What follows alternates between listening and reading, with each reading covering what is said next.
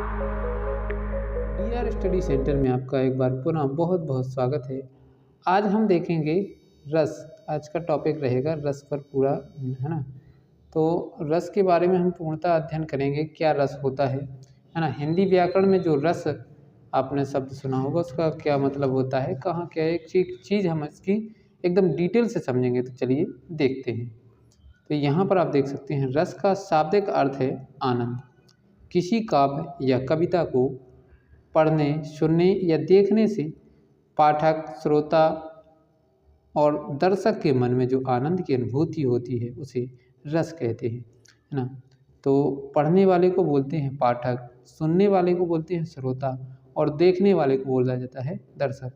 तो किसी काव्य को पढ़ने, सुनने या देखने से पाठक, जो पढ़ेगा उसको पाठक बोलेंगे, जो सुनेगा उसको श्रोता बोलेंगे, जो देखेगा उसको दर्शक। तो पढ़ने, सुनने या देखने से पाठक, श्रोता और दर्शक के मन में जो आनंद की अनुभूति होती है उसे रस कहते हैं। भरत मुनि के अनुसार विभानुभाव व्यवचारी संयोग आदर्श निष्पत्ति, है ना। तो अर्थात देखिए इसका क्या है, अर्थात जब स्थायी भाव का संयोग विभाव, अनुभाव तथा व्यवचारी मतलब संचारी भाव से होता है तब वहाँ रस की निष्पत्ति होती है। रस के अंग कितने होते हैं ये आपको पता होगा, नहीं पता है तो देख सकते हैं।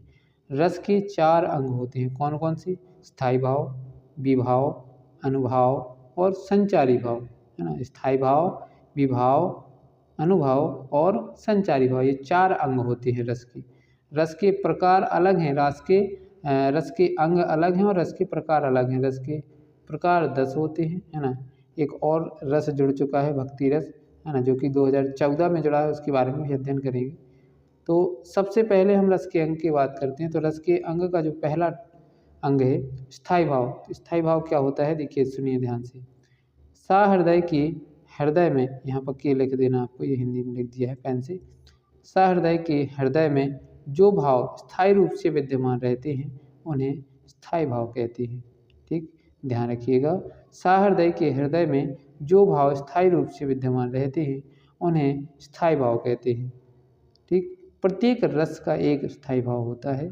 इनकी संख्या 10 मानी गई है। अभी तक जो NCERT और CBSE बोर्ड वाले हैं सभी लोग यही मानते हैं कि रसों की संख्या कितनी है, 10 है। जबकि संख्या तो बढ़ चुकी है ना। अगर NCERT बेस पर आपको क्वेश्चन पूछा जाता है तो रसों की संख्या आपको 10 बतानी है ना। बाकी आपको नॉलेज में रखना है कि रसों की संख्या कितनी हो चुकी है, 11 हो चुकी है। नया रस कौन सा जुड़ा है, तो वो भक्ति रस जुड़ा है, उसका स्थायी भाव अनुराग होता है ना। उसके बारे में भी हम आपको बताते हैं। चलिए, इसमें एक नोट लिखा है, जो एक इसमें थोड़ा सा कठिन टाइप का शब्द आया, जो सहृदय, है ना। सहृदय का अर्थ क्या है उसको ध्यान से समझिएगा। सहृदय का अर्थ है वह संवेदनशील पाठक, श्रोता या दर्शक जो काव्य रचना को पढ़कर, सुनकर या देखकर रसानुभूति प्राप्त कर सकता है ना, उसे को बोला जाएगा सहृदय। मतलब एक ऐसा व्यक्ति जो संवेदनशील पाठक, श्रोता, दर्शक, है ना, हो, जो काव्य रचना को पढ़कर, सुनकर या देखकर रसानुभूति, रस की अनुभूति प्राप्त कर सकता है, उसे क्या बोलेंगे, सहृदय कहा जाएगा। अब देखते हैं हम रस और उसके स्थायी भाव। तो यहाँ पर देख सकते हैं जो रस है और उसका एक स्थायी भाव है वो क्या क्या है। श्रृंगार रस का स्थायी भाव होता है रति, जिसका प्रेम भी बोल सकते हैं।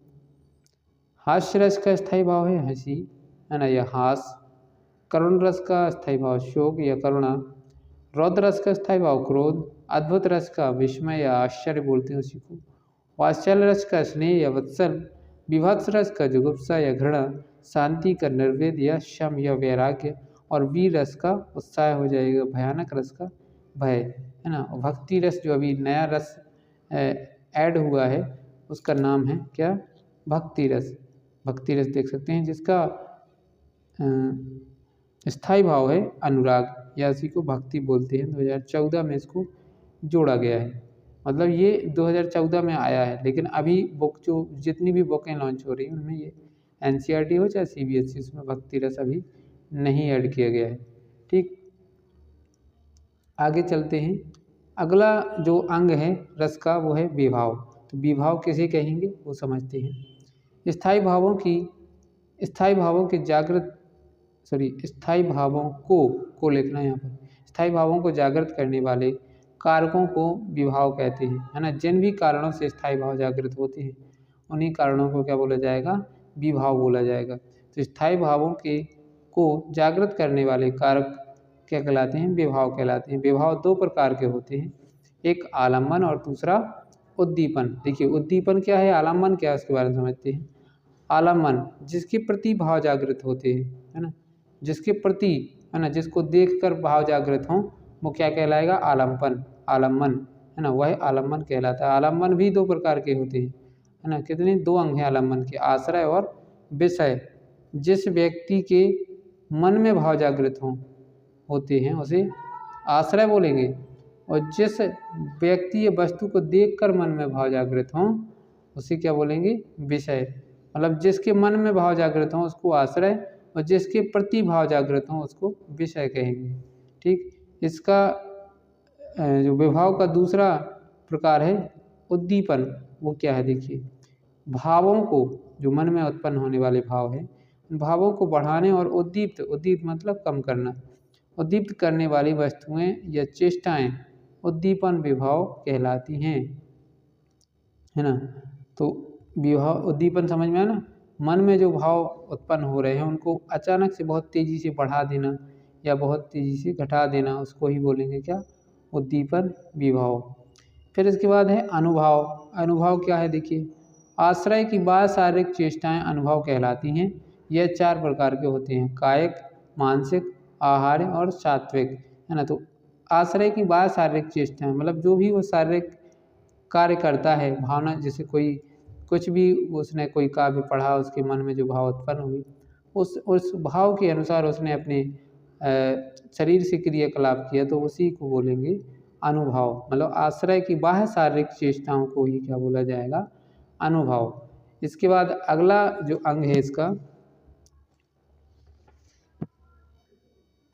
अगला अंग देखिए इसका संचारी भाव। अगला अंग क्या है, संचारी भाव। संचारी भाव क्या होता है इसके बारे में अपना अच्छे से अध्ययन करते हैं। देखिए आश्रय के चित्त में उत्पन्न होने वाले अस्थिर मनोविकारों को संचारी भाव कहते हैं। अस्थिर मतलब अचानक से कोई भाव उत्पन्न हो जाए, फिर खत्म हो जाए, फिर उत्पन्न हो जाए, फिर खत्म हो जाए। जैसा कि जब बारिश होती है तो बारिश के पानी में बुलबुले उत्पन्न होते हैं, वैसे ही इसकी स्थिति होती है ना। तो आश्रय के चित्त में उत्पन्न होने वाले अस्थिर मनोविकारों को संचारी भाव कहते हैं।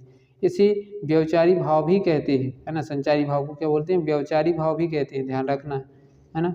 यह स्थायी भावों को पुष्ट करने में सहायक होते हैं।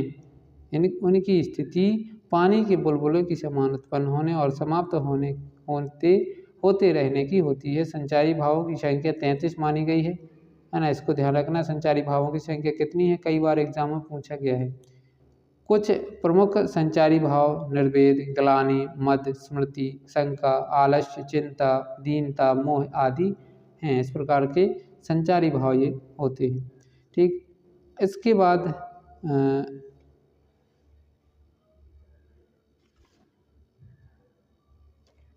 रस की परिभाषाएं अपन पढ़ते हैं क्रम से। तो सबसे पहला जो रस अपना था श्रृंगार रस, उसकी तरफ चलते हैं। श्रृंगार रस, और प्रत्येक रस की अपन दो दो परिभाषाएं पढ़ेंगे। कैसे, एक तो उसका अर्थपूर्ण परिभाषा पढ़ेंगे और एक थोड़ी सी रोचक परिभाषा पढ़ेंगे। ठीक है, देखिए सबसे पहले रस श्रृंगार रस है, जहाँ काव्य में नायक और नायिका के मिलन, दर्शन, वार्तालाप या विरह या वियोग का वर्णन हो, वहाँ पर श्रृंगार रस की निष्पत्ति होती है। ठीक, तो श्रृंगार रस कहाँ होता है, समझ में आया होगा, जहाँ पर नायक नायिका कभी बातचीत करते हैं या एक दूसरे से उनका मिलन होता है तो वार्तालाप करते हैं वह, या एक दूसरे के दर्शन करते हैं तब वह, वहाँ पर भी, है ना, श्रृंगार रस होता है। या विरह, जब एक दूसरे से बिछुड़ते हैं तब भी वहाँ पर श्रृंगार रस की निष्पत्ति होती है। देखिए इसकी एक सरल परिभाषा जो याद करने योग्य आपके लिए बहुत ही ज़रूरी है ना। हर रस की परिभाषा आप इस एक ही परिभाषा से बना सकती हैं। देखिए श्रृंगार रस का स्थायी भाव रति है, सहृदय के हृदय में स्थित की नहीं लिखना है, के लिखना है। सहृदय के हृदय में स्थित रति नामक स्थायी भाव का जब विभाव, अनुभाव और संचारी भाव से संयोग होता है तब वहाँ श्रृंगार रस की निष्पत्ति होती है ना। इसे रसराज भी कहा जाता है। कई बार एग्जाम पूछा गया है कि रसराज किसे कहा जाता है, कौन से रस को रसराज कहा जाता है, तो ध्यान रखना है कौन से रस को रसराज कहा जाता है, श्रृंगार रस को रसराज कहा जाता है। इसके दो भेद हैं, संयोग श्रृंगार रस और वियोग श्रृंगार रस। अब संयोग श्रृंगार रस की तरफ चलते हैं। तो संयोग श्रृंगार रस में क्या होगा, संयोग श्रृंगार रस में काव्य में जहाँ काव्य में नायक और नायिका के मिलन, दर्शन या वार्तालाप आदि का वर्णन हो वहाँ संयोग श्रृंगार रस होता है। मतलब जहाँ पर नायक नायिका का मिलन हो या एक दूसरे के वो दर्शन करें या एक दूसरे में बातें हों तो वहाँ पर कौन सा अलंकार होगा, संयोग श्रृंगार रस। जैसे कहत नटत रीजत खीजत मिलत खिलत लजियात भरे भवन में करत है नैनो ही सो बात, है ना। तो इसका एक छोटा सा अर्थ है, हम थोड़ा सा समझा देते हैं ज़्यादा ना विस्तृत करते हुए। जैसे एक नायक और एक नायिका जिनकी अभी शादी होने वाली है, वो पहले से ही एक दूसरे को जानते हैं, है ना। तो लड़के वाले पक्ष से लड़की वाले पक्ष के वो मेहमान बनकर गए लड़की को देखने के लिए, साथ में वो लड़का भी गया है जो उस लड़की को पसंद करता है। तो अब जब सभी परिजन बैठे हुए हैं वहाँ पर बातचीत कर रहे हैं, है ना, लेन देन सब कुछ की कि शादी कैसे होना, क्या होना, और वो लोग अपनी बातचीत में मगन हैं। यहाँ पर जो नायक और नायिका हैं वो क्या कर कहत नटत, मतलब बोल नहीं रहे हैं, एक दूसरे से बोलेंगे नहीं, लेकिन एक दूसरे की तरफ देख कर और क्या आँखों ही आँखों में बातें हो रही हैं। कहत नटत रिजत खिजत, मतलब वो आँखों ही आँखों में बात हो रही हैं और क्या है, लड़की रिझ जाती है, लड़का उसको मनाने लगता है ना। और फिर लड़की थोड़ी देर बाद फिर रिझ जाती है, फिर उसको मनाता है ना। तो इस प्रकार से दोनों ही लजियाते हुए एक दूसरे को क्या कर रहे हैं, इस प्रकार की बातें कर रहे हैं आँखों ही आँखों में, है ना। तो उसको ही बोलेंगे, इस क्या कौन सा रस होगा इसमें, संयोग श्रृंगार रस। क्यों, क्योंकि नायक नायिका के यहाँ पर मिलन की बात हो रही है और वो एक दूसरे से वार्तालाप कर रहे हैं, मुख के द्वारा ना वार्तालाप करके केवल आँखों आँखों में बातें हो रही हैं, है ना। तो इसी को बोलेंगे क्या, संयोग श्रृंगार रस। दूसरा इसका एग्जाम्पल बहुत ही प्यारा है।